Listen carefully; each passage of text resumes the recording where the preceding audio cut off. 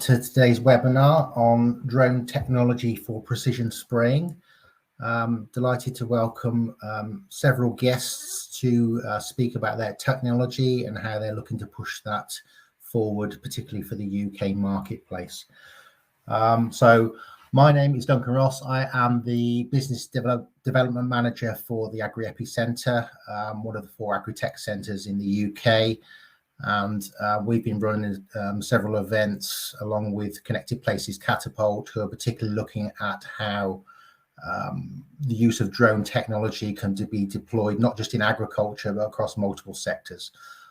So like I say, we're going to have 7 presentations from different speakers.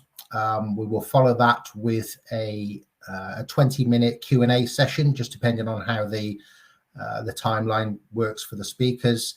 And then there'll be opportunity following that for some networking with individual speakers if you wish to catch up with them after the presentations and the speaking event. So first up, I'd like to introduce to you Hannah Chu. Hannah is the Ecosystem Director from Connected Places Catapult and would like to speak to you about the series of events that they've been running and generally about Connected Places Catapult. So over to you, Hannah. Thank you. If you could move to the first slide, please. Thank you very much. So good morning, and thank you for having Connected Places Catapult present at the event today. My name's Hannah Chu, and I'm the Ecosystem Director for Air Mobility and Airports at Connected Places Catapult. I've been delighted to be working with the Drone Pathfinder Catalyst team over this last year. My colleague Kartik has been leading the work in agriculture, and he will be joining us in the networking event later on this morning, so we'll be available for discussion. I thought I'd give you a quick overview of what the Catapult Network is, why we were set up, and how we can work with businesses to anchor value in our UK supply chains. Next slide, please. Connected Places Catapult is one of 9 centres in the Catapult Network that brings together leading technology and innovation centres in the UK. Each Catapult Centre specialises in a different area of technology, and we are the UK's innovation accelerator for cities, transport networks and place leadership. We're an independent, not-for-profit, private organisation set up to accelerate disruptive, transformative and market-creating activity to deliver social, economic and environmental impact. Our mission is to drive growth in the economy by supporting innovators to meet market challenges and accelerate uptake of new products and services that deliver impact. We do this impartially. We own none of our own products, goods or services. We are here to help you innovate and scale your businesses with your products, goods and services. We do this by working with government funding on seed-corn projects to establish and de-risk ideas. We work in grant-funded collaborative research and development programmes, such as the Future Flight Challenge that I know some of you are involved in on the call today, and also working directly for clients. Our team focuses on air mobility and airports. That is how we do what we do today better, so commercial aviation and creating aviation sustainability. And there may be applications for drones within that space. Also, we look at the integration of new classes of vehicle into the skies, such as drones, advanced air mobility, think air taxis, and sub-regional electric flight.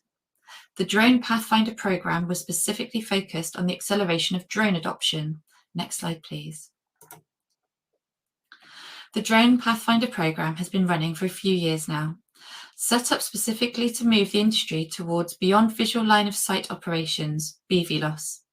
A PwC report predicts that we will have 76,000 commercially operated drones flying in the UK by 2030. BVLOS is required to unlock this potential. This number of operations won't switch on overnight, however.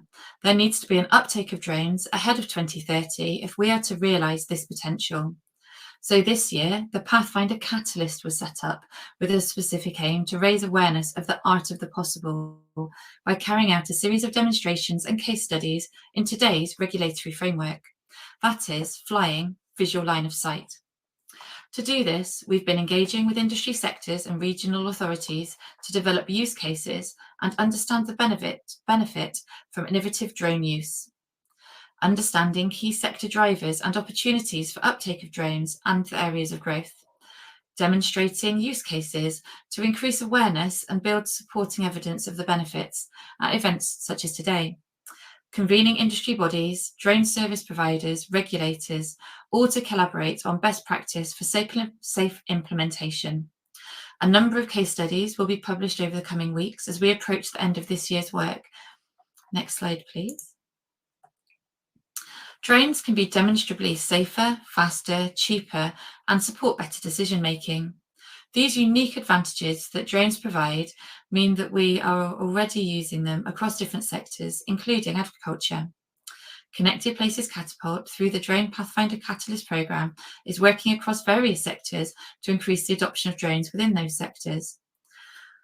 For these different sectors, we have the number of case studies.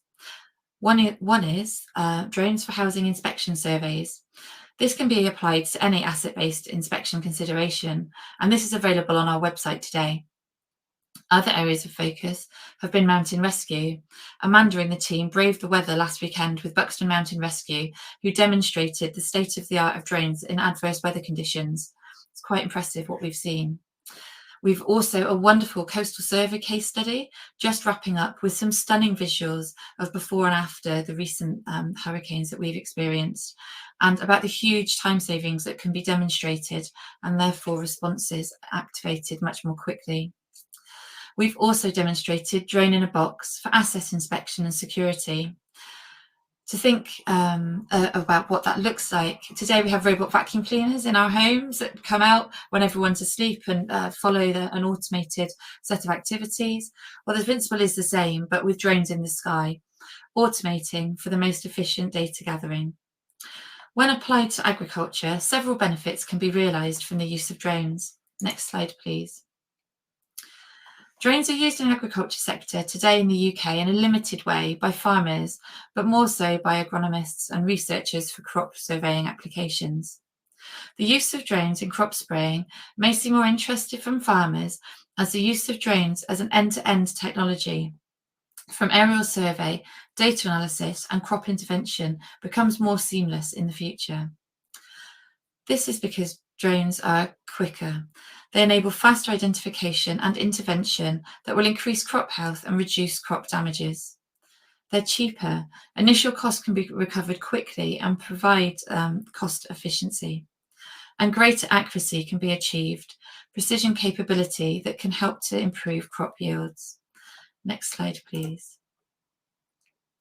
Precision agriculture is the need of the hour in terms of tackling some of the key challenges facing agriculture, such as climate change and increasing crop yields to feed the growing population without affecting our biodiversity.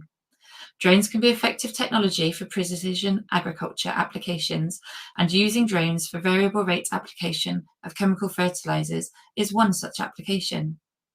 Use of drones in crop spraying has potential to provide benefits in terms of enabling precise spot applications, especially in difficult to reach areas such as sloped vineyards, reduction of operator exposure as compared to traditional methods, and reduction in use of chemical fertilizers compared to tractor-based spraying.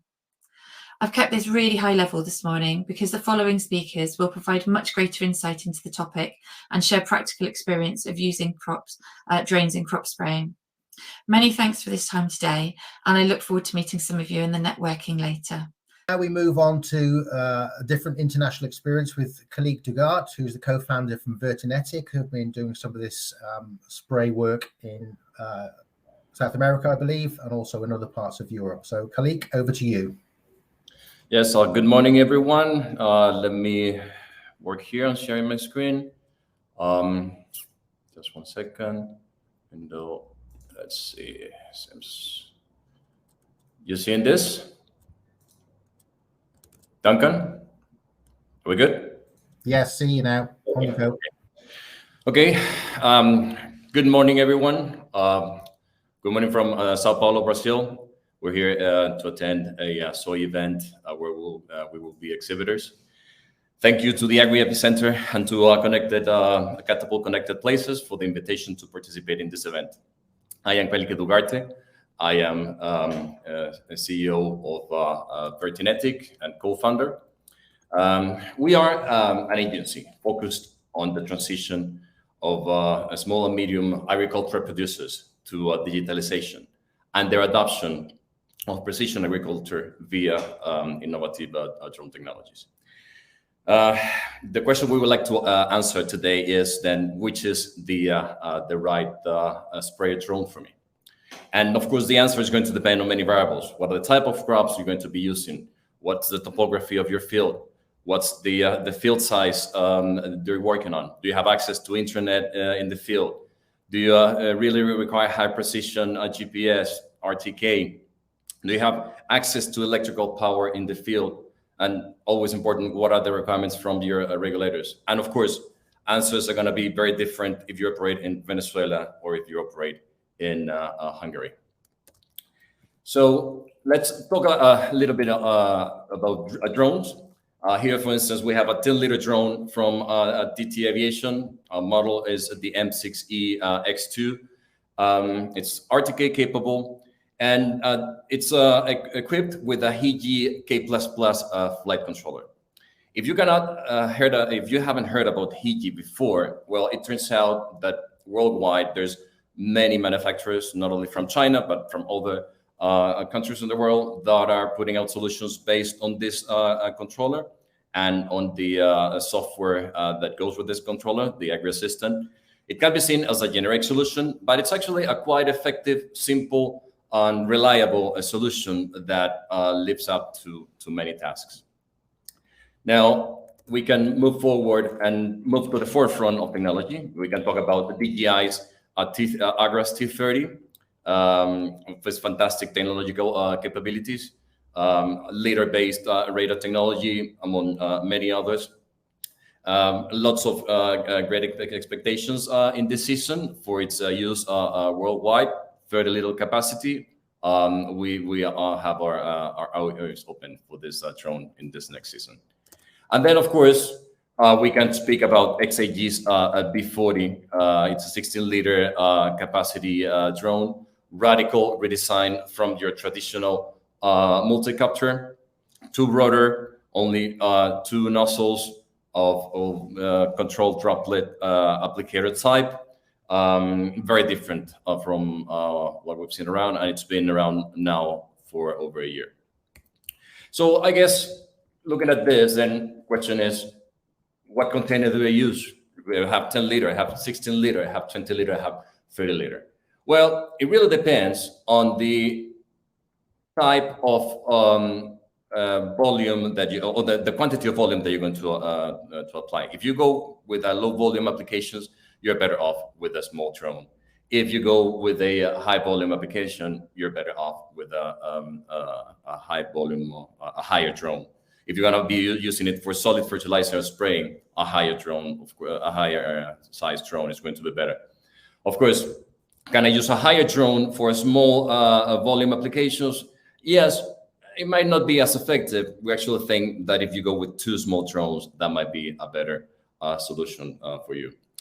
And also, regardless of the size, the drones always going to have the same turnaround time of about 10 and 15 minutes.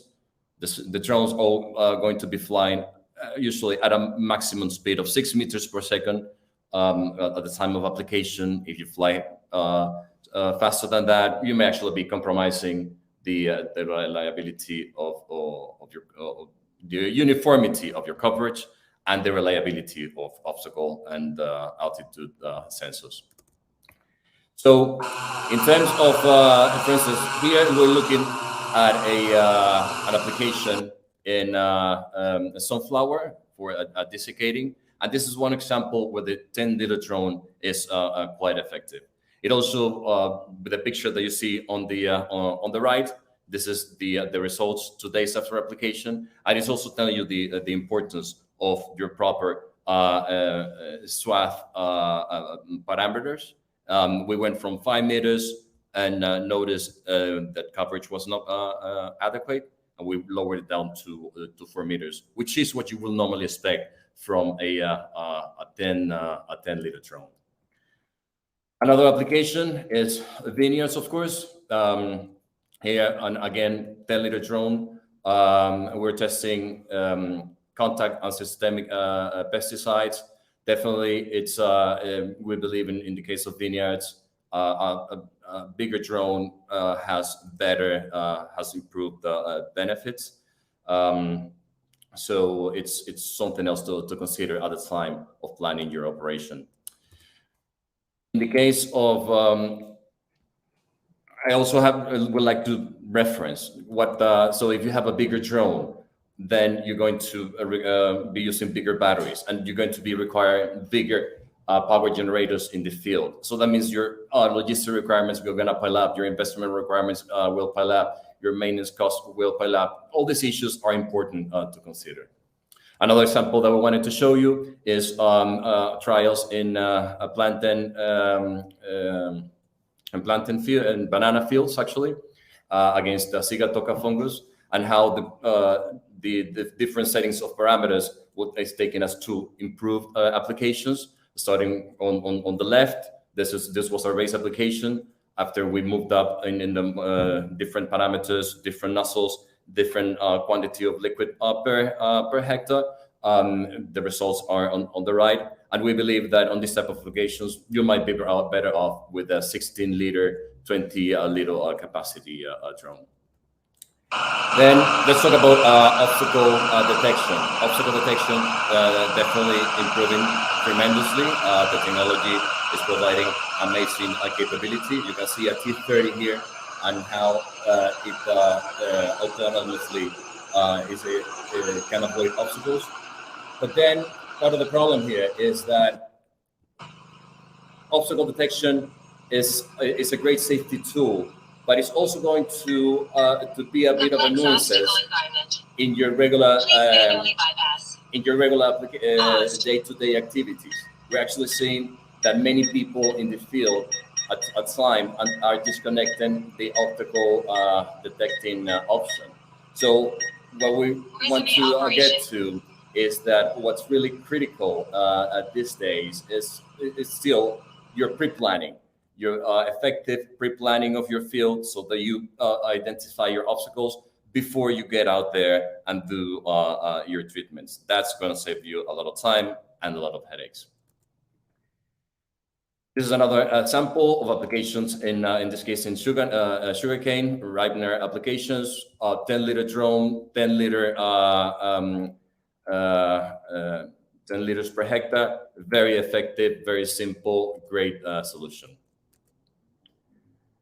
And of course, we're also concerned about the environment. The environment is an issue to us. We're glad that we're saving great amounts of water with this technology. Well, the expectation is that we will use less effective product as well, less active product as well. Of course, a lot of research needs to be done in this field. And yes, drift remains an important issue.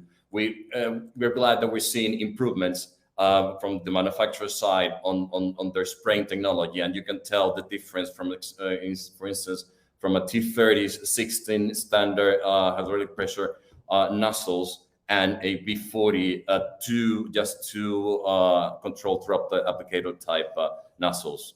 Actually, the new version of the T30, the T40, will incorporate the same type of technology. And the question is, who is using these devices these days?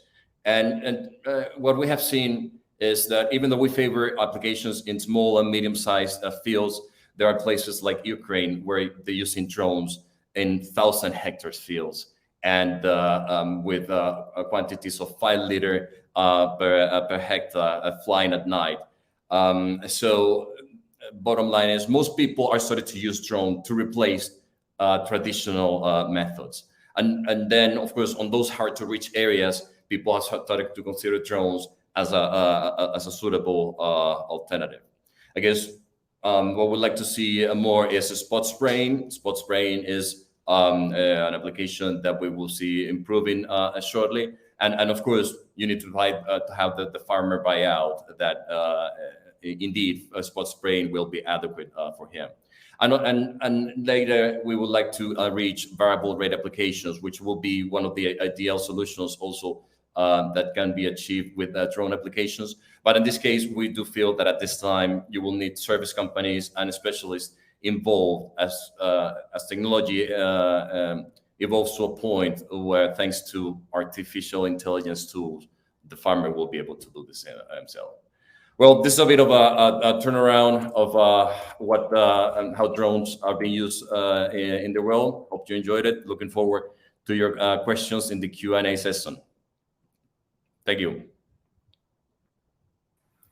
Thank you, Kalike. That was really interesting to see some actual use cases in the field, perhaps in crops we don't see so much in the UK of bananas and sugarcane. But moving now to a UK perspective, we have Robert Pearson, who is the CEO from Auto Spray Solutions. Good morning, Robert. And I think you have a video that you're going to run through with us. So I'll pass over to Robert. Thanks. Thanks, Duncan, and thanks to the team for making this possible. Yes, because I'm not a great orator, I have prepared a little video for you. I shall share the screen now, and hopefully you can see me run through a few demonstrations. Let's start sharing. Welcome to the Centre for Pearson from Auto Spray Systems, and we supply electric, autonomous drones and robots to UK farmers. Over the next 10 minutes, I'll give you an overview of the capabilities of the very latest spray drones. I'll explain how they work and how they're operated. Naturally, we'll show you them in action, and we'll speak to local farmers about their opinions on how this type of technology might be used on their farms today. I'll also outline our understanding of the current legislation and the main obstacles that are preventing widespread use of drones on UK farms today. I'm quite sure there will be areas of interest that I don't cover in the next 10 minutes. So if you make a note, I'll be happy to take those questions in the panel discussion at the end of this meeting. Okay, so let's take a look at the drones in a little more detail. All the drones and robots in our range are electrically powered. They use state-of-the-art 48-volt lithium-ion batteries that can be hot-swapped in a matter of seconds. Even with the battery removed, the drone and robot systems remain active for rapid, continuous operation. These batteries are also super fast to recharge. From empty, they take 22 minutes from a 13-amp plug, or 13 minutes if charged from our in-field system. And of course, if you're recharging from a renewable source, your carbon footprint will be slashed. The spray system is at the heart of the drone. XAG have been developing and refining the intelligent centrifugal disc system on real farms for the last 15 years. It is preferred to nozzle-based systems because it doesn't easily block and gives accurate control of droplet size over a much wider range. The faster it spins, at speeds up to 16,000 RPM, the finer the droplets. The 20-litre spray tank, which has real-time volume sensing, can be quickly changed, allowing farmers to spray more than 15 hectares per hour. Both the drones and the robots can be easily converted for seed and pellet spreading. The drones have a 25-litre capacity, again with real-time volume sensing, and give an even coverage over a 10-metre strip in a single pass. The gravity-fed screw feeder is a simple, high-capacity system that avoids blockages. Imagine slug belleting a 5-hectare waterlogged field with a single load in 15 minutes. Certainly beats getting the tractor stuck. All the drones navigate using a centimetre-level RTK system. The portable ground station provides an accurate fixed reference point to the onboard RTK system to ensure precise positioning. Multi-directional radars working with high-speed processors allow for real-time obstacle avoidance and accurate terrain following. Whether you farm in the Cheshire Plains or the Welsh Hills, the drone will maintain a constant height above the ground. But of course, no piece of new tech is of any use if it's so complicated to set up that you have to ask a teenager for help. Like most things these days, the drones are controlled from a simple visual phone app. If you can use your phone, you're halfway there. While these state-of-the-art drones may be used in the UK and Europe, in many other countries, they're simply another tool in the barn. For the last 15 years, XAG drones have been hard at work protecting millions of fields across China, Asia Pacific, South America, Africa, Australia, and more recently in the European mainland, in Switzerland and the Ukraine. During this time, the XAG system has evolved to be incredibly simple to operate and robust, like any good farm tool. In fact, so great is the adoption of drones for plant protection spraying around the world that the big chemical manufacturers are now paying very close attention. Recently, Bayer took delivery of a full suite of equipment so they can develop application data sheets for their product range. To bring matters a little closer to home, I think it would be helpful to hear what local farmers think about the use of drones in the UK.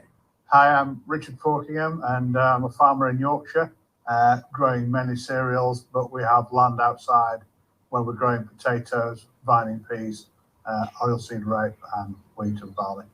The environmental benefits from this farm, if this had been available this year, on 2 occasions, in a field of vining peas, we wanted to put some chemical on to help the pea crop, but actually we couldn't get on with the sprayer because it was too wet. But if we'd have had a drone, we could have sprayed it at the optimum time.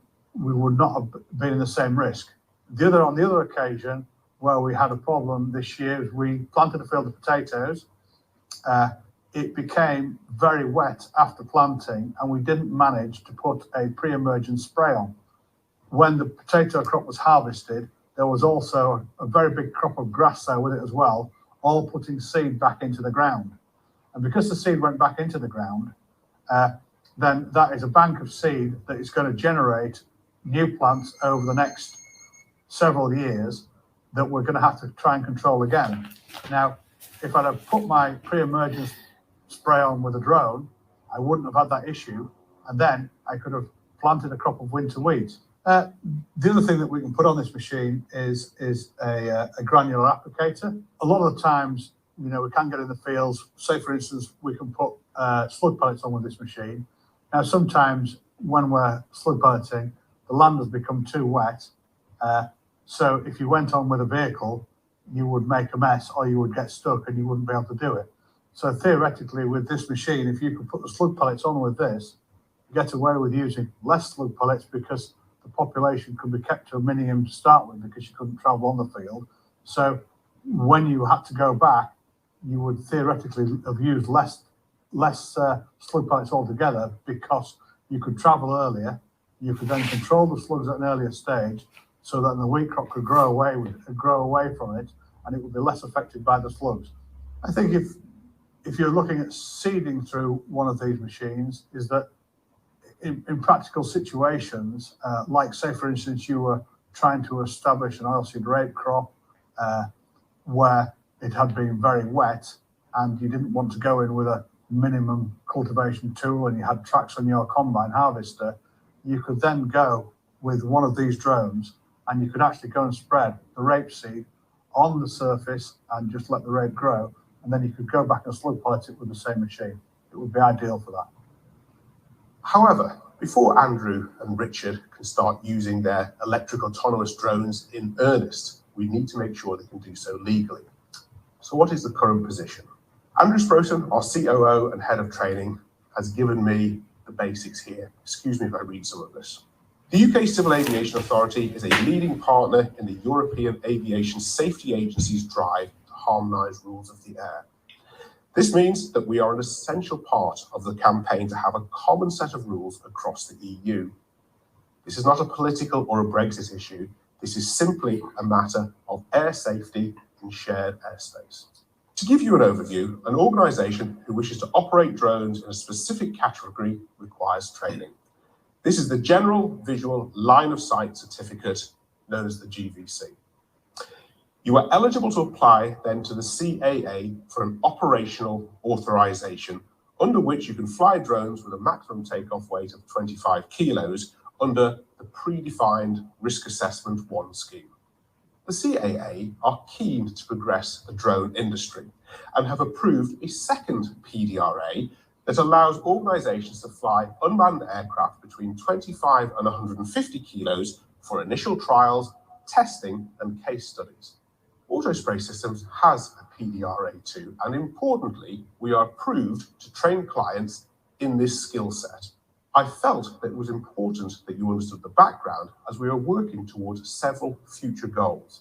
The first is to bring drone training to the grassroots. We have embedded the GVC into T-levels and other qualifications in a number of UK college and university groups, where the GVC course makes up 20% of the student's final T-level mark. Our next goal is to introduce a qualification in the agricultural field. The variables from droplet size, flight speed, height, chemical mix, in our belief, should be trained, qualified, with standards set for specific use cases. Finally, we are campaigning to introduce a standard scenario for the use of drones in crop spraying. This would be part of a PDRA scheme and would allow a farmer to obtain training and operate within a specific set of guidelines. This would allow the widespread use and adoption of this technology. Well, I hope that has been a useful insight into what is possible and in use in many countries today. Farmers around the world are leveraging the benefits of autonomous electric drone spraying, and in a global market, it's important that UK farmers have equal access to the same technology. Farming in the UK has a strong tradition of innovation, and this gives the UK an excellent opportunity to lead Europe into the autonomous farming future. Thank you.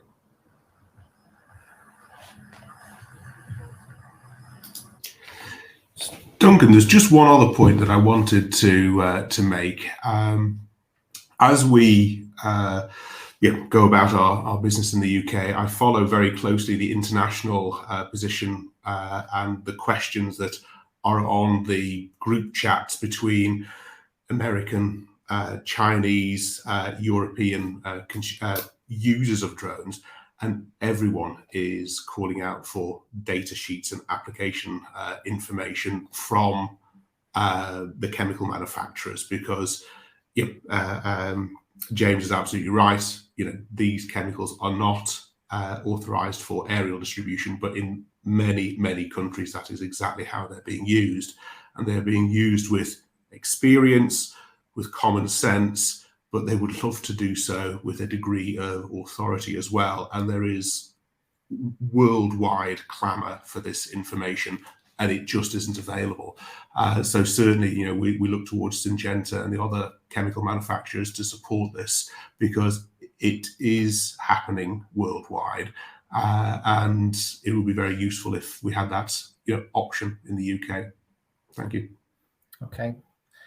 Yeah, thanks for that, Robert. It's a really interesting point you make about the sort of collaboration that's needed to everyone pull in the same direction to make this happen, certainly for perhaps Western Europe in particular. I think that's what we're focusing on today, rather than what's going on so much in other parts of the world. But I also like the fact that you were able to introduce farmer contact there, who was showing actually this is potential use cases for us. And there is a sort of not a clamour, but a desire to potentially have this in their armoury for the future. They don't see it as a panacea or a replacement for their 36-metre boom sprayers. They see it simply as, if you're running the risk of losing your pea crop or your potatoes, being able to get on with a slug pelleter with relatively little drift issues would be very helpful. And we have a number of people lining up ready to do this, but perhaps more on that later. Okay. I'll go. Thanks, Robert. Okay.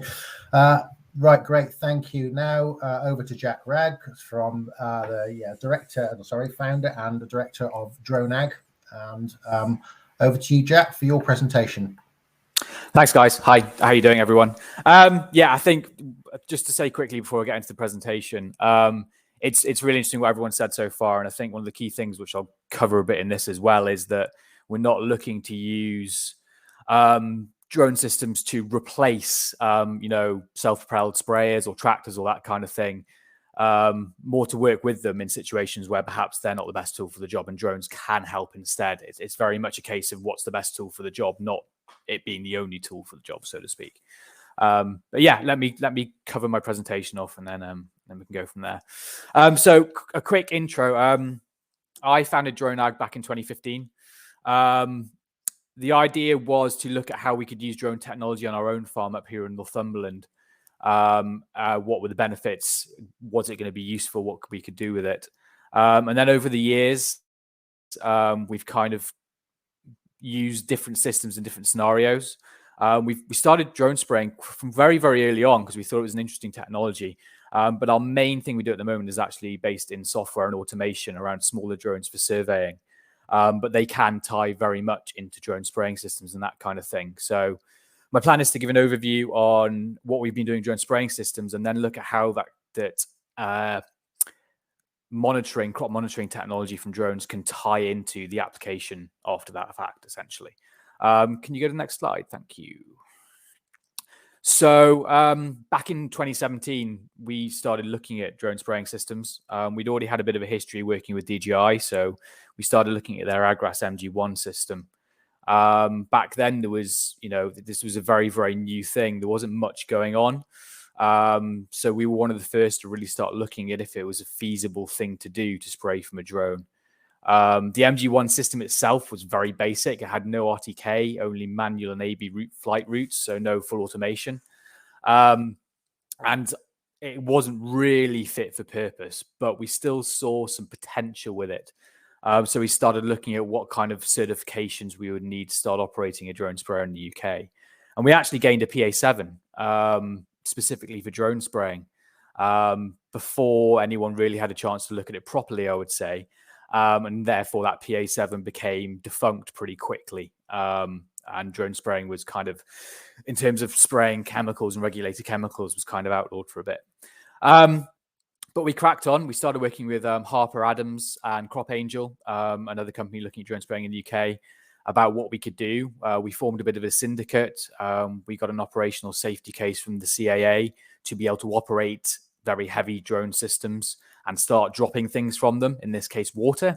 And we started working on doing some trials, started looking at drift from these systems and started collecting data. As I said, this was back in 2017. So obviously things have moved on quite a lot. Back then, the drift was quite a lot. But what we found was it certainly wasn't anywhere near as bad as what you'd get from a helicopter or any other kind of aerial application. Moving forward to 2019, 2020, we kind of put the drone spraying stuff on the back burner a bit due to the regulation, and we started focusing more on Skippy Scout, which I'll get to in a minute. But as we did that, drone spraying in the rest of the world, it certainly started to move on.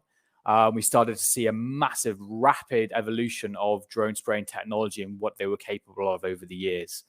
And I think now in 2022, we're at a point where things have moved on to the point where drone spraying systems are very much a capable, proven application technology in other parts of the world. And it's certainly something we should be looking at in the UK.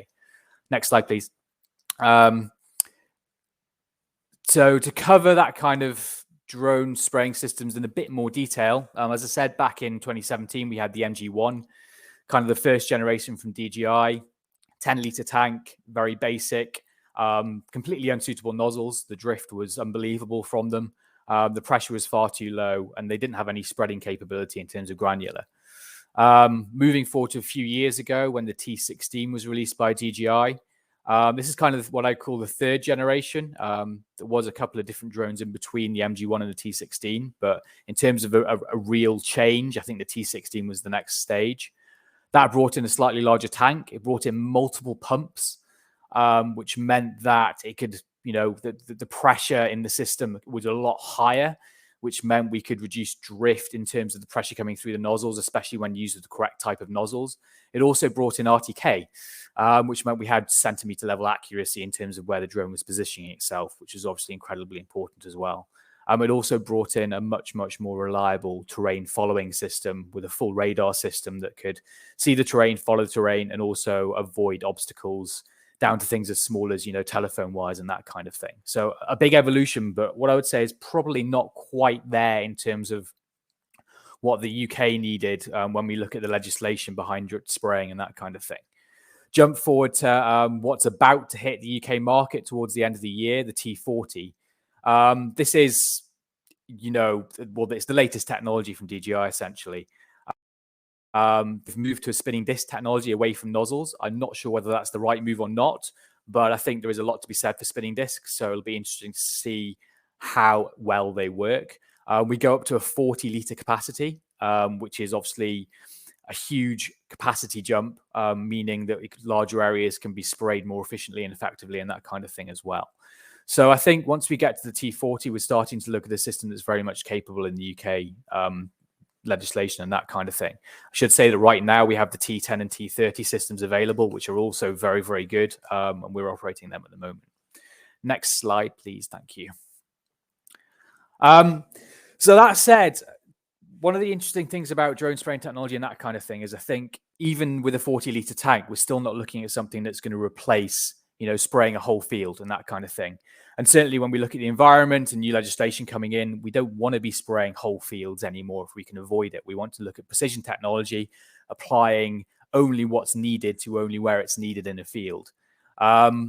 And that requires monitoring that field, understanding what's where in that field and what's happening before we can even think about what we're going to apply and where.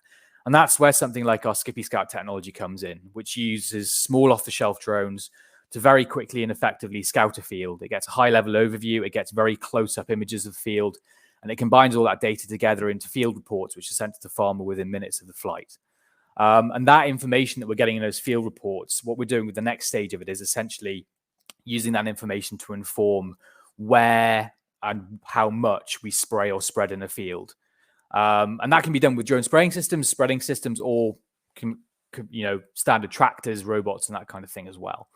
Next slide, please. Okay, there we go. No worries. So moving on from that, this is kind of an example of what we're looking at doing this year in terms of the technology. We're using Skippy Scout to generate reports like you see on the bottom left there. Essentially, this is an oilseed rape field, and we are measuring close-up imagery across the field combined with satellite data. The close-up imagery we get with the drone, because it's so detailed, we can measure crop cover percentage, and we can separate out weed cover percentage and things like that as well, which means that we can understand what the crop uniformity, i.e. how different or uneven that crop is or how similar it is across the field. And with that reading, what we can do is we can decide whether we want to go down a targeted variable rate route or whether we want to just blanket apply across the whole field with one rate. If we were going to do one rate across the whole field, then it would make sense just to use a standard tractor-based system to do that. However, if we start to look at the weed coverage in the field and where there is differences in the field, we might want to go down the route of doing a variable rate where we're putting different rates of, in this case, different rates of nitrogen on at different areas of the field. And depending on the levels of the rates we need, a drone system equipped with a spreading system is potentially a very good way to do it. If there's been flat rate nitrogen put on in the past, and we're just topping up those levels where the crop needs it, then in theory, we can zone out that field and we can use a drone-based spreading system to spread nitrogen only where it's needed. Also, you can see in those report examples there that we're identifying weeds with the Skippy Scout system. And because we can identify weed patches and the severity of those weed patches, we can also potentially use drone spraying systems to target those weed patches and spray them. Obviously, if there's only small patches of weeds in the field, a drone spraying system would be a very effective and efficient way to spray those weeds off through a spot spraying method.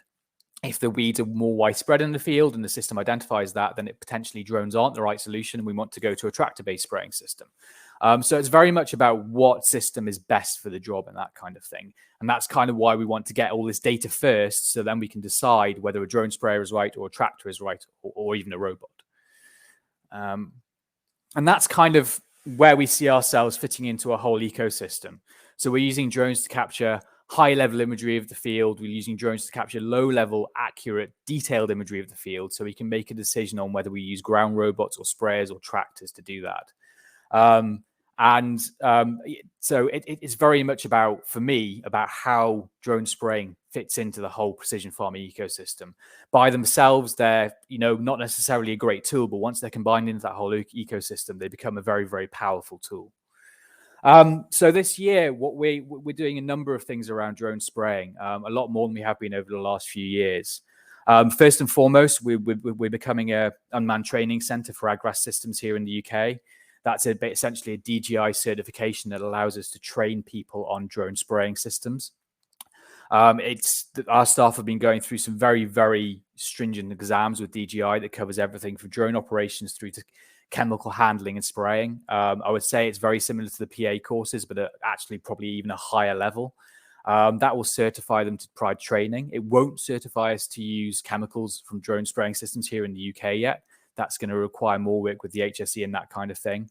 But what it does do is qualify us to provide that training. We do have clients outside of the UK as well, in Africa, Grenada and other places. So this will help us to provide training to them also. We're also currently in the process of putting together a new operational safety case. This is essentially a way to get special permissions from the Civil Aviation Authority to operate drones over 40 kilograms, but also to operate in certain circumstances beyond visual line of sight. And we're also adding in some extremely specialist permissions for our farming estate up here in Northumberland, where we're going to be carrying out some very interesting new types of flight with both small drones and drone spraying systems. And that kind of ties into what we're also building here on the farm in Harrop, which is what we'd like to think as a new ag-tech base where we can provide R&D services and facilities. These are the kind of facilities we use ourselves here on the farm at Drone Ag for both Skippy Scout and drone spraying. But we also would like to offer that facility out to anyone else that's interested in working with us and that kind of thing. So if anyone's looking for somewhere where they've got both expertise in drone systems at their disposal, but also quite a lot of land over a wide area where we'll have special flight permissions and that kind of thing, then please do get in contact about that too. Thank you very much. Great, thanks, Jack. Sorry for the hiccup in the middle. I'm not sure what happened there. Not to worry, technology. Technology, yeah, it's always a challenge. But no, interesting perspective, and quite interested to hear what you were saying about the need for the collection of the data to inform better decision making, and use drones and other spraying capability as to sort of complement one another. So moving on from Jack, we are now moving to Jim Bishop, who is the director of Red Air Media and the British Drone Agri. So over to you, Jim.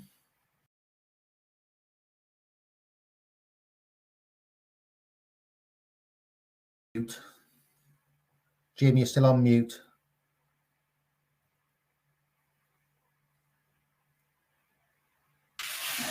There you go. Is that fair? Thank you. Good morning, everybody. I think I'm sort of the last. I feel like the best man at a wedding speech today, because most of everybody has talked quite highly about some of the technology and stuff that's involved in drone spraying in the future. So I've made a few notes so I can make a bit of a change to what I'm saying to give you something which is probably a bit of a breath of fresh air amongst what everybody else has said. I'm going to show you my slides anyway, and then tell you a little bit about ourselves. No problem. Thanks very much. Yeah, as I said, so obviously some of the guys so far have said some quite interesting bits about technology and where we are. So I thought I'd talk to you a little bit more about who we are and what we do and where we've got involved in this system. So myself, I partner with Skylift UAV, which some of you guys in the industry probably know, one of the leading drone solution companies in the UK. So we operate a PDRA2 from 25 to 150 kilogram, which we've been running for over a year. We're involved in some amazing flight systems through future flights with Apian and the NHS. So we're already flying capabilities of 25 kilo to 150 kilo drones at the moment. We're currently running an 85 kilo BVLOS across the Isle of Wight from Portsmouth. So we are sort of quite big people in the industry of drone technology, and it's something that we understand. We like to bring into this, obviously, the same as everybody else, of where the agricultural drone fits into it. And the important part for us is we understand this technology. I think what we have found so far over the last year, that there's a lot of hurdles to climb or cross at the moment. And we're trying to decide the way forward. What we can bring at British Drone Agri is the fact that we understand drone technology and solutions. We build specific drones for people. We have multiple OSCs and work closely with the CAA to be able to do this. Currently working on projects with the military. So we provide a very strong safe practice in flying and flying training. So through this whole program of agricultural drone technology, we want to be able to be a provider in the greatest skills that we already do. Next slide, please. So as the other guys have said, the problem at the moment is everybody is using tractors for spraying, which has been the standard because of the regulations and how we can be accurate with it. But we're looking to use drones. So what we need to think is how we get this.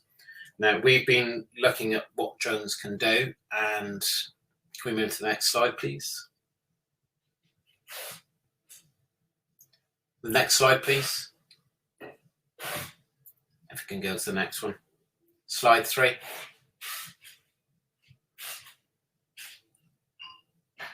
No? Thank you. So obviously, as the other guys have said, there's benefits of using these drones. Everybody knows. Can we go back one, please?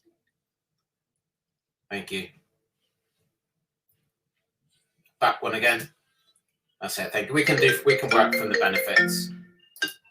So obviously, the idea of using agricultural drone technology is to reduce carbon footprint and emissions. If we can go back one more to the one which is to the benefits, please. Thank you. And precise agriculture.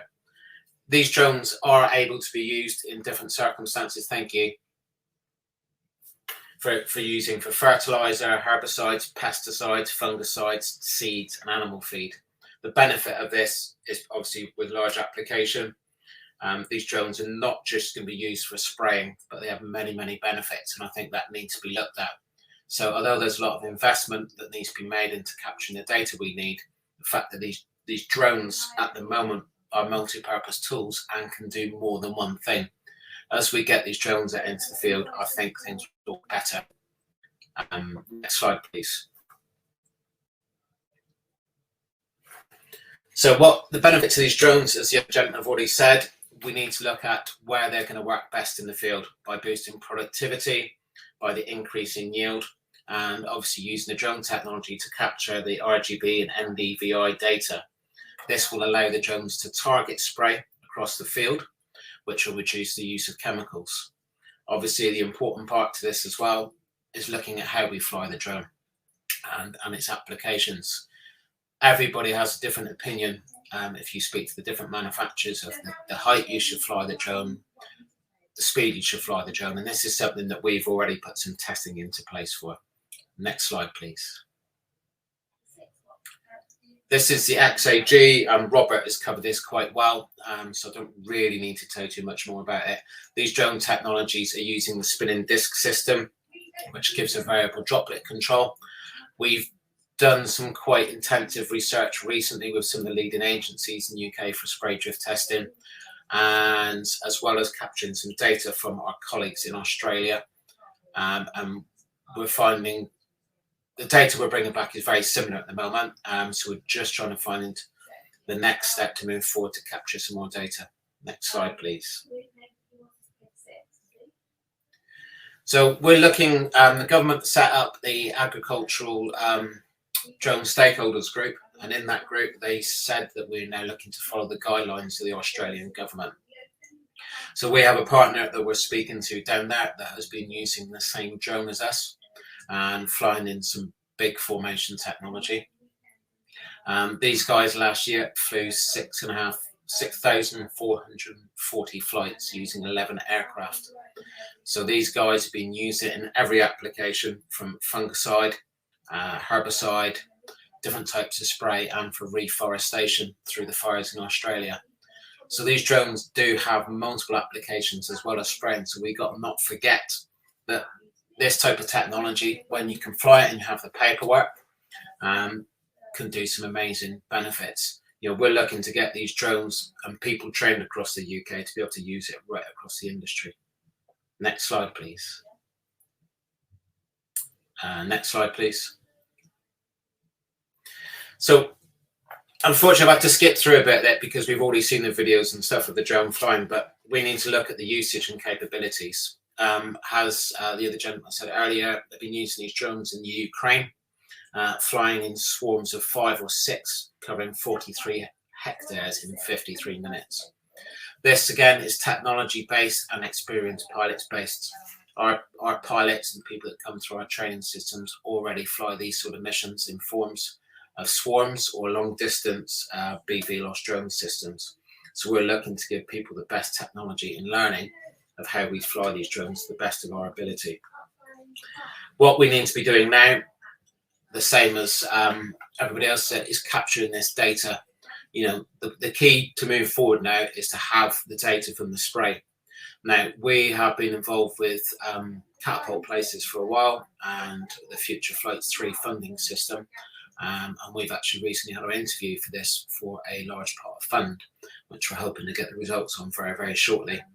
This will help us take the next step, which we all need to do, is capture this essential data that we need for spray drift. We're hoping by the end of this month we'll have the information we need. We've been speaking quite frequently with the guys at the HSE of what needs to be done. We have a programme in place.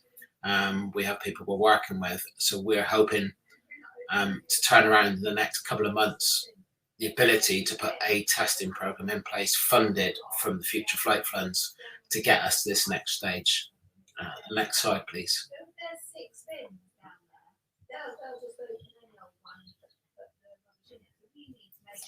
The next slide, please. Is there a next slide? Is that all the slides, is it? That's a different thing with Chrome tech. It's all technology, so many apologies there. So unfortunately, my overview is a little bit less, obviously, because the gentleman already was spoken a lot about it. But what I wanted to reiterate is the fact that myself and the partners at Skylift, we are some of the most experienced drone aviators in the country. We have the experience to fly these drones and drones up to 85 kilos, which we're doing on a daily basis at the moment. We want to be out there and teach everybody what needs to be done. We understand how to build these drones, fly these drones, maintain these drones, and obviously the knowledge of how to use drones in different applications.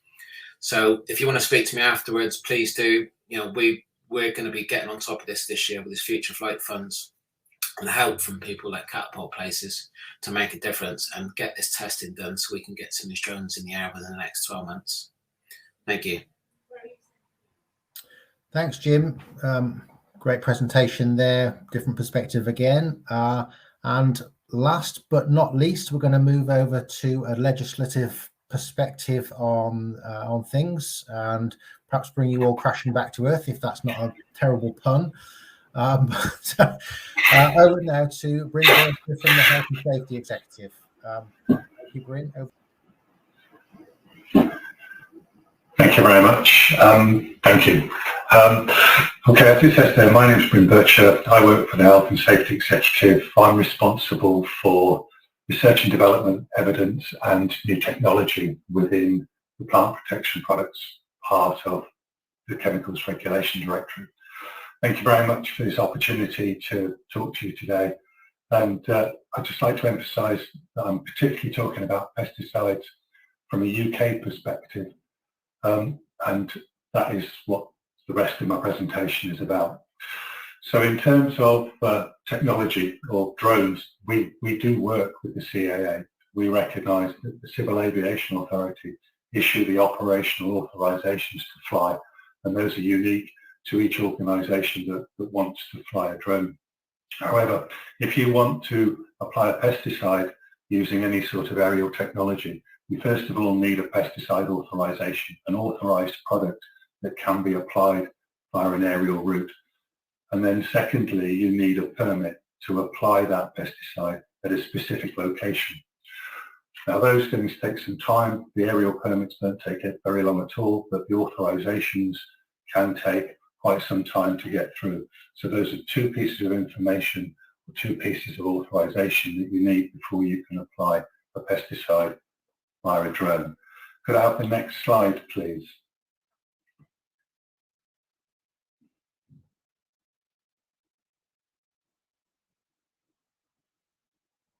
It's 4 pictures. One's a tractor, one's someone looking at a field, one's I'm trying to describe it for you. There we go. So, fourth agricultural revolution. For some time, HSE, CID have been aware that things are changing very rapidly within farming. So we've got mechanical things going on. We've got drones, we've got autonomous tractors, we've got autonomous vehicles, those sorts of things. In addition to that, we've got some of the things that Jack was talking about in terms of sensors and the ability to detect things going on within the crop and looking at the data that that produces. You've also got drones with the ability to capture different colours of chlorophyll, how much production there is in that crop in different areas, that will give you a map so that you can apply a fertiliser according to the crop's needs. But also on top of that, you've got chemicals. You're not going to get rid of chemicals straight away. They're going to be around for some time. But we've also got biological things that are coming in, biological pesticides that can be applied in different ways that affect plants altogether. And all those are coming together, generating a huge amount of information and data for farmers to use, for contractors to use. And that knowledge can be used to get towards this aim of precision agriculture. Could I have the next slide, please?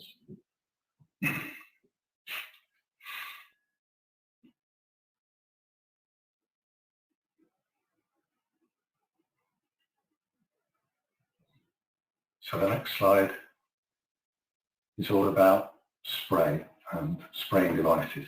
So got two pictures of drones, a couple of boom sprayers and an air blast sprayer, and some poor guy that looks like he's actually spraying potatoes with a handheld backpack. So all these devices, the three devices that we know about, the air blast sprayer, the boom sprayer and the knapsack sprayer, we understand and we know how they work. That boom sprayer, the one on the left, or my left, with the huge plume of drift, is just producing an awful lot of drift.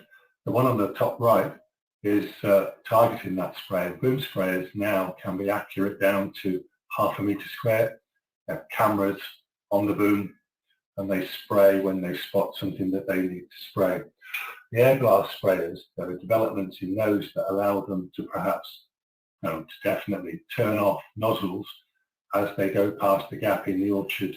So if a tree is not grown for some reason, they can turn the spray off, reducing the amount of pesticide that's applied rather than just blasting it all over the place. But as people have alluded to all the way through this series of presentations, the issue is drift. We in the regulator just don't know how drones affect the drift of the pesticide. So could I go to the next slide, please? Before going on to talk more about some of the challenges, one of the things that allows HSE CID to be certain about boom sprayers and air blast sprayers, and also to a certain extent knapsack sprayers, is this code of practice for using plant protection products. This code of practice covers all aspects of pesticide application, from the preparation of records, how you get rid of any pesticides that you've got left, training and certification, which Robert mentioned, about working with pesticides and what the dangers are, transport, filling, but it also has sections on how to apply pesticides, about the forward speed that you should travel at, about the calibration that's necessary for the device before you can apply the pesticide, the testing that's necessary, and the weather limits for applying a pesticide, because once the wind gets above Beaufort force 2 or 3, it's recommended that pesticides aren't applied. And all of those are in the code of practice to reduce spray drift onto non-target crops and onto people. Could I have the next slide, please? As well as spray drift, there are two other areas that we're concerned about. There's operator exposure and efficacy. Spray drift has been talked about. The configuration of the drone affects the drift of whatever's coming out of the nozzles or the spinning discs. And until we have the data that allows us to authorize an application from a drone without requiring specific data, it's going to be very difficult for each individual drone manufacturer to establish that data. Similarly, operator exposure, we understand, we know what happens when someone's filling a 200 litre tank on the back of a boom sprayer or on an air blast sprayer with 2 litres of product. But what are the operations that people carry out with drones when they're filling them with 16 litres? How many times a day are they doing that? What are they dressed in? How is the drone stored? How is it carried? What's done with that to make that operation safe for the operator? And then something else that we're also looking for data on is the efficacy of the product. Does the drone affect the amount of product that gets onto the plant, onto the crop? Does it increase it? Does it decrease it? Does the downwash from the rotors blow it off the plant, blow it through the plant, or does it actually force too much onto the plant, causing some sort of damage to the crop? So those are the three areas. Some of the regulatory challenges that we've got. Can I go to the next slide, please? Those three areas are essentially the regulatory challenges. So what have we done to try and mitigate those, or to establish some data that would support authorizations of pesticides?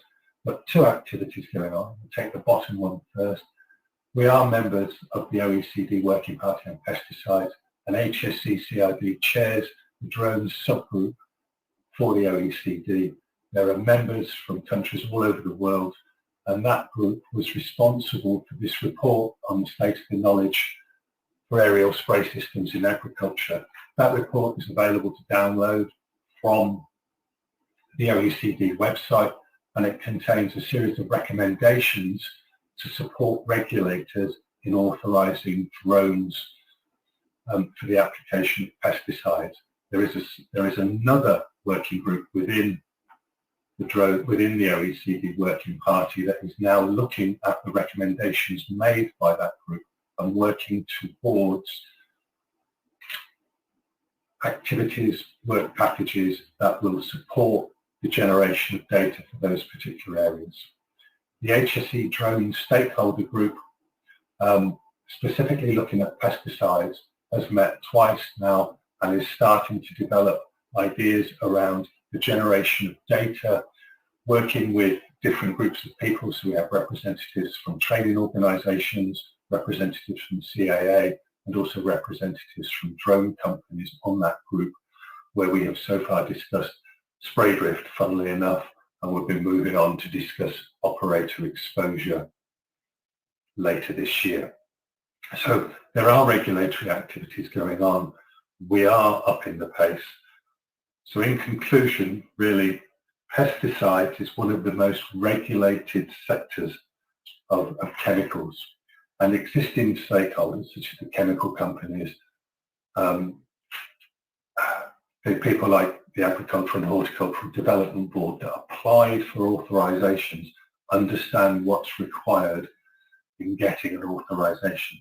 Now, a new set of stakeholders has appeared that we are engaging with in terms of drone companies and other organisations, and this has made us question the way we work. And as far as possible, we want to support new technology using existing legislation, and we're not interested at the moment in creating anything new or changing any of the existing legislation, because we believe we can work within the existing legislation to support all of the organisations that are presented here today to gain the authorisations and approvals that they need. My last slide, please. That's it. Just thank you very much. Thank you again for the opportunity to be here today, and thank you to Agri-EPI and also to the other presenters. Thanks. Great, thank you, Bryn. Interesting to see how the HSC are certainly looking at the legislation, and hopefully we're all pulling in the same direction to make this work. But obviously there's some serious challenges to be overcome before that can happen. Just before we move into the chat to the Q&A, and I know we're running about 10 minutes over, so we'll eat into some of the networking time, unfortunately, but another shame plug for Agri-EPI, and this is a case in point of Together We Can program, when bringing lots of different companies together to actually talk about the issues that are the current, the challenges that the agricultural industry faces. Annabelle's just popped into the chat there the link to that Together We Can program. So if you'd like to take a look at that, please do. So if all the presenters are coming back into the thing, I don't know if is that all of us? 8? Yes, I think that's it. Thank you everybody else for your presentations. We have got a few questions coming, which I'll noted one down earlier. So if I read that one out, and perhaps someone would like to jump in rather than me picking on one of you. So given what we've heard about precision spraying with drones in other parts of the world, what are the limitations of transferring the technology to the UK? I guess Bryn's answered that a little bit, but perhaps someone else would like to jump in and comment on that question. No takers. I'm going to have to pick on someone if you don't. I'll take that, Duncan. Okay. There's nothing stopping the technology coming into the UK. It's about how it's used. A lot of the technology comes from China and Asia, and a lot of that was replacing, as I can't remember who said it, it might have been James, men with 20-litre backpacks on their shoulders, spraying by hand, walking through paddy fields. And obviously that is a huge safety aspect. But the other thing is that, and this might be a bit disrespectful, but some countries have more advanced regulatory regimes than others. And you have to take into account the regulatory regime that you're bringing the technology into. And as far as possible, well, not as far as possible, generally we don't have those sorts of operations in the UK. In the UK, they tend to be bigger fields where they're set up to use large pieces of equipment.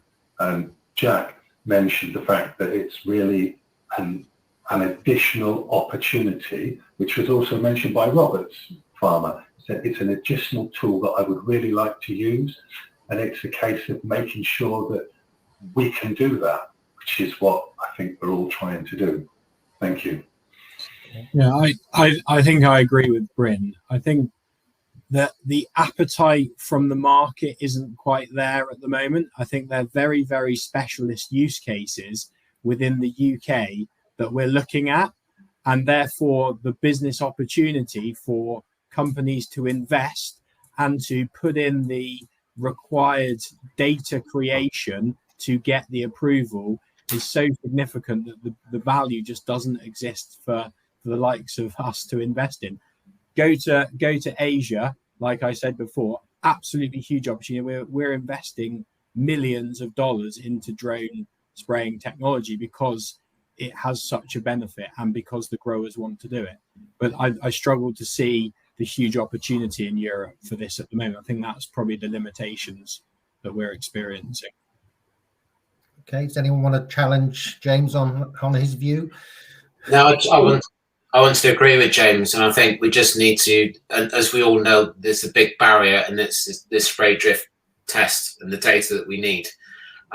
So, let's work together. Let's get up. I spoke with Duncan yourself yesterday that, we're looking, if we get this funding that we've applied for, that's what it's going to be used for, to get the data that we need so we can go back to the HSC. And then hopefully, once we've got this data and everybody's happy, we can start to work with Syngenta and people. So like Robert and James and Jack and myself can get out and start to do this stuff in the UK. Okay. And certainly, James, I suppose it depends on where you are inserted into the sort of industry. Naturally, a lot of the people here, myself included, come from a drone perspective, but it's certainly not with the sort of blinkered vision that a drone is the only tool. These are, initially will be niche tools. Yeah.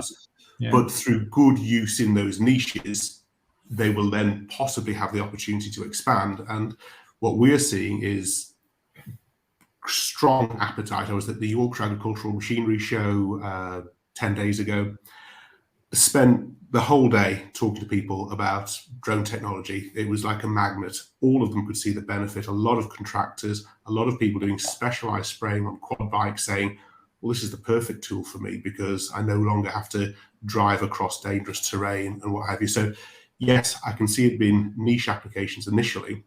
There is strong demand from UK farmers, but also, of course, then there is that global aspect, and it's the fact that our farmers these days are working in a global market, and it would be helpful if they at least had the opportunity to access the same technology as their competitors in other countries. Thank you, Robert. I think, given the time, I'd like to move on to another question, if that's okay. And I think it just picks up on some of those points that have just been made, which was, would a collaborative effort by companies wishing to develop the technology be a better way to show the HSE best practice, given the technology limitations? And I think we probably agree that's the case, but it's a very costly exercise to do that. This is where potentially funding from Innovate UK or other such organisations will help small SMEs like yourself collaborate together and pull in the same direction. I don't know if perhaps Jack, you'd like to comment on that one?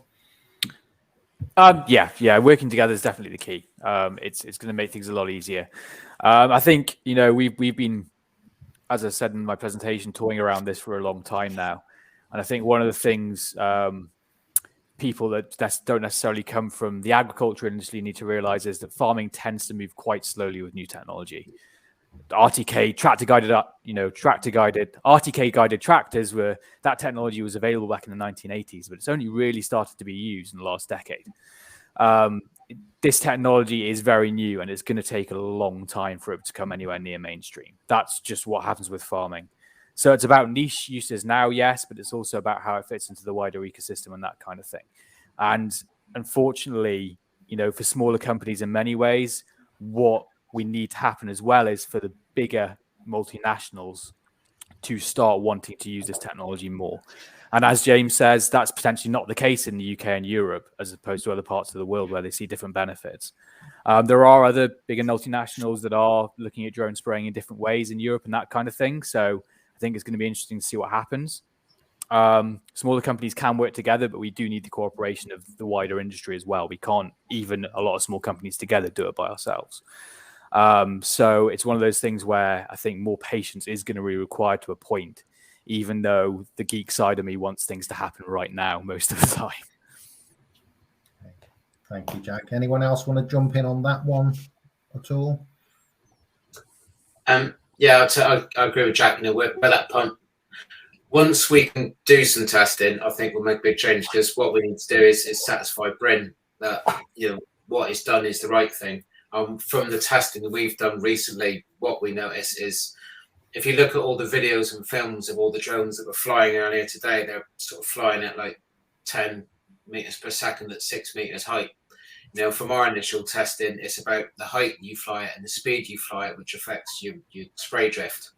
And obviously looking at wind conditions. So these things are so important to capture this data. It's not about, it's not a race to spray these fields, it's about spraying them with the most accuracy.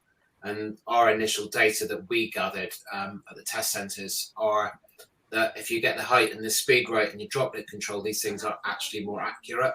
I know China likes to fly at 6 and 7 meters and spray it everywhere, but it's all about accuracy, and that's what the HSE want to see.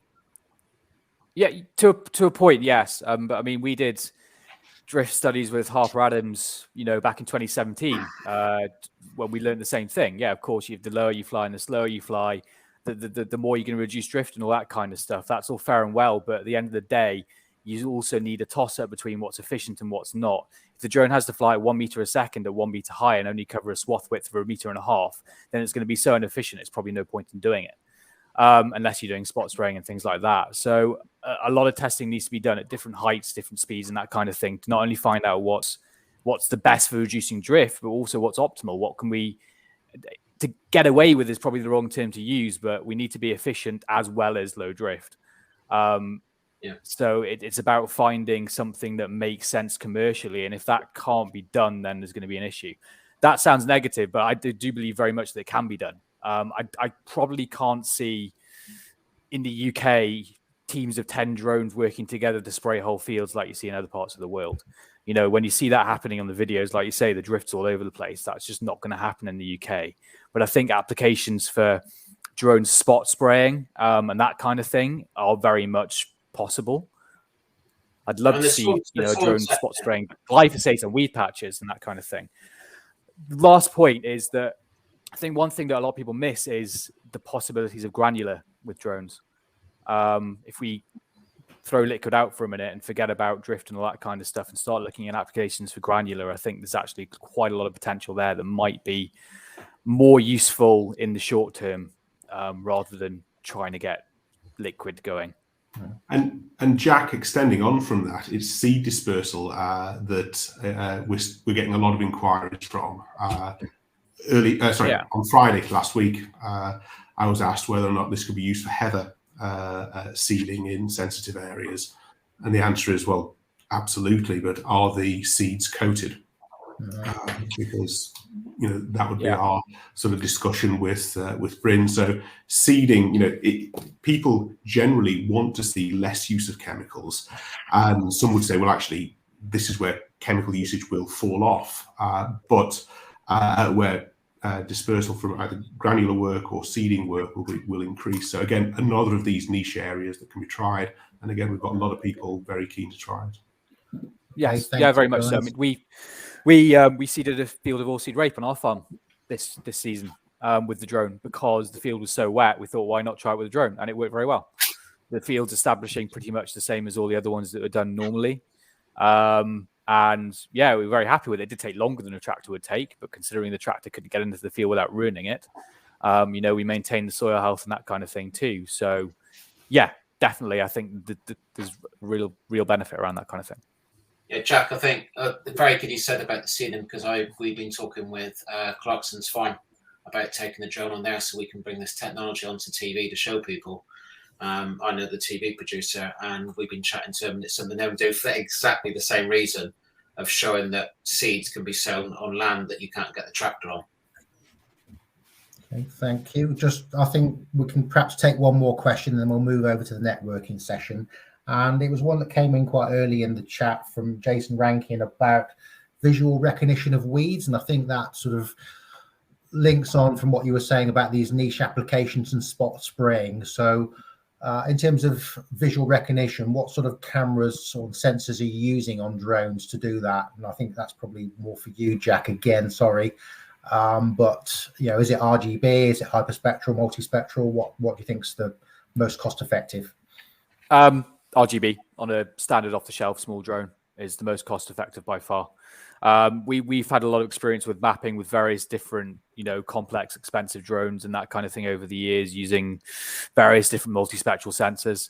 And whilst they're all, they provide maybe a tiny little bit more data than you get from an RGB camera, in general farming, the complexity and cost just isn't really worth it from my perspective.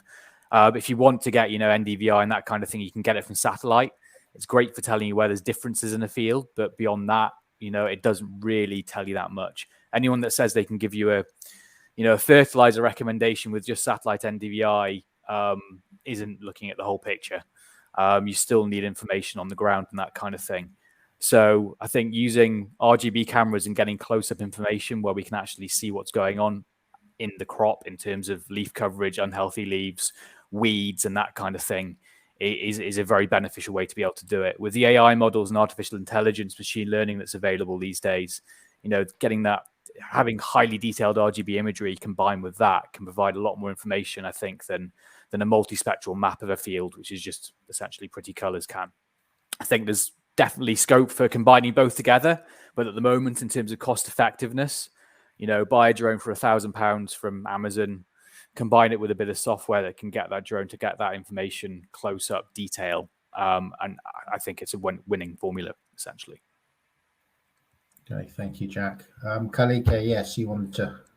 Yeah, because this is one of the applications that we have tried. I mean, in the last couple of seasons, right? This is an adoption problem because, of course, if you want to have a multispectral camera, a drone equipped with a multispectral camera as part of your gear, then your investment significantly goes up. And then even we have been working with the specialists that have not really understood the detailed use of this technology. So what we have actually faced in the field is that, yes, we we can come with these alternatives, but the implementation of this still faces a lot of resistance. And of course, it varies tremendously, because it's very different if you're trying to solve a weeding problem than you're trying to solve a pest problem. So what's the type of recipe that you're going to use? What is the type of imagery that you're going to use for the programming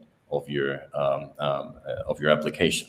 So this is one of the fields where we actually putting a lot of effort trying to find, and I think the way forward is to go on specific crops. Take one crop, start working on one crop, start looking for what the adequate imagery is to be generated from this crop, and then just expand from there. Okay, thank you.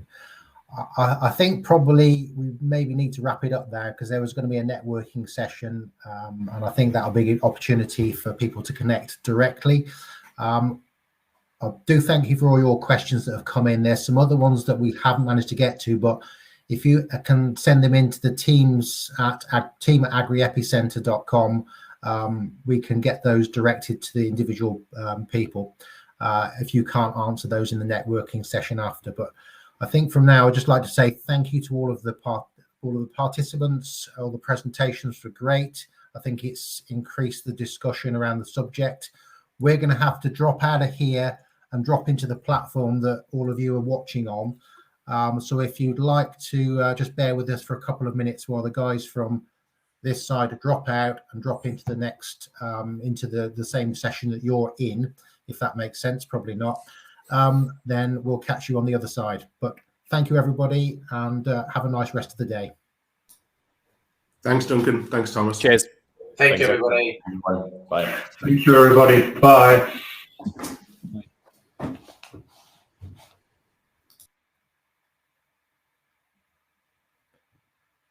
Hopefully it's just me, and